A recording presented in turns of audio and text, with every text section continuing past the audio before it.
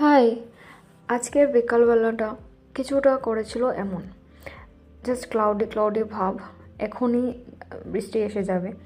আর এই সময় এই সিজনে তো কিছু না খেলে তো ভালোই লাগে না। বিকেল হলেই আর যদি বৃষ্টির সিজন থাকে তো আমাদের পেটে শুধু কিছু একটা চটপটা খেতেই চায়।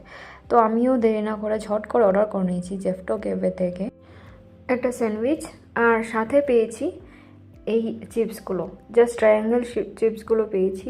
জানি না, আমি অর্ডারও করিনি, বাট হয়তো ফার্স্ট টাইম অর্ডার করেছি বলে ফ্রি এসেছে কি না বলতে পারবো না।